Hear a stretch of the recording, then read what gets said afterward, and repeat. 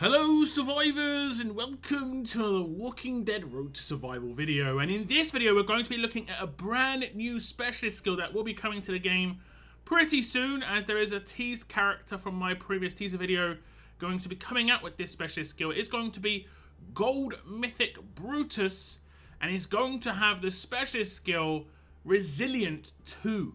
So I think what the best thing to do first is to give you a little bit of a refresher on what the original Resilient specialist skill actually did. And here it is. It says, this fighter gets 50% to any status resistance applied to them, and an inherent 50% resistance to all statuses to which they otherwise have no source of resistance except decap. This does mean that they can obviously get 50% resistance to everything that is in the game except decap, but it stacks with things that they already had. So if you had a mod that had 50% or more resistance, it would stack with this specialist skill and you'll get immunity to whatever that effect was. So let's say you had 50% stun resist on a mod, you'd get immunity and it would go up to 100%, meaning this character could not be stunned. This was more of a specialist skill in the pre-Mythic era. In the Mythic era, we have had something come out that has kind of countered this, which is the control role characters. And this is because of the control role passive, which is precision. And as you can see, it says enemy resistances are 40% lower against this fighter. Basically what this would mean is anything that the character did not have a mod for as a resilient character, they would be reduced down to 10% chance to resist, which obviously isn't really that powerful when it comes to a specialist skill. And when they had a mod and they boosted it up to 100%, it would get reduced down to 60%, which is pretty decent, but it is not a very good mod if you were to have a mod percentage at that. It's only going to be 10% higher in that case than a Paragon mod. So the specialist skill kind of had fallen off quite a bit, and this is why we have got a new version of this specialist skill. And here is the new version, Resilient 2. This character has a 60% resistance against all status effects. This stacks with all other resistances, which obviously means mods, and also buffs, and so on and so forth. I don't think it included buffs before, but now I think it does. This specialist skill is immune to the control role passive. This last part is obviously the biggest part of this upgrade. It is a nice little boost from 50 to 60%, but now this cannot be reduced. So if a character does not have any additives, be it via mods or buffs, they will always have a 60% resistance regardless of what character is trying to control them, including a control role character. Now, I think this is actually pretty good when it comes to balance within the game, because control role didn't have any real counters. Now it does, and I think that's fair, because control role countered tanks, for instance. It could bypass the tank's passive, where they could potentially resist critical hits. Tanks can't resist critical hits against control role characters. So that was kind of balanced, where tanks were good against everyone else, but there was one thing that they were weak against. There was nothing that control role characters had issues with. But now we're going to have a Resilient 2 specialist. For me, this is reasonably fair when it comes to balance. But how will this work? To put it simply, if a character has the Resilient 2 specialist skill and they get attacked by a character with the control role or any other role, they will always have 60% resist against that attack. However, if a Resilient 2 character has added 40% or more within a mod to that character to get immunity, a control role character will reduce that down to 60%, because they can reduce the mod side of things. They can't reduce the specialist side of things, but they can reduce the mod side of things. So a control role will work against the immunities of a character. And if you somehow normalize this specialist as well, the mod then comes into full effect, and again, a control role character can reduce that down by 40%. So if for some reason you wanted to still use Paragon mods on this character, which could be a good idea,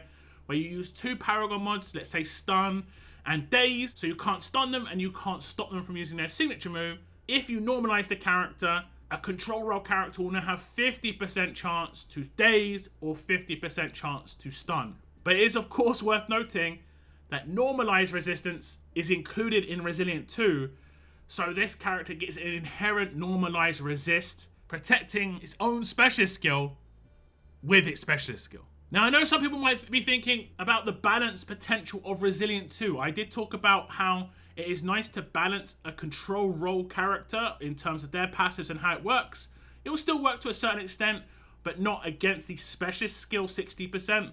However, what is balanced with the specialist skill Resilient? What counters this? Now, first off, of course, it is 60% resistance. This is the first thing you have to note. It isn't 100%. More often than not, this character will resist, but that doesn't mean they're going to resist every single time. So effects still can be applied. The more effects you try and apply, the more chance you have of applying those effects. It's pretty much as simple as that. However, the effect that we do have in RTS that does counter Resilience 1 and 2, and obviously does balance this out a bit better, is going to be Trauma. And I'll just read out the description. It says, a fighter under the effect of Trauma receives specified amount of unmitigatable damage each time another negative status effect is resisted by that fighter or recovered from that fighter. This means that every time you lay down an effect on a character that has Trauma, they will take the damage that their trauma number signifies. So if they have 20 million trauma and they resist one stun, they're going to take 20 million damage. The issue right now is Trauma is not that good. I've talked about this in the last 6 months or like 9 months when Trauma started to come into the game. The numbers on Trauma are extremely low.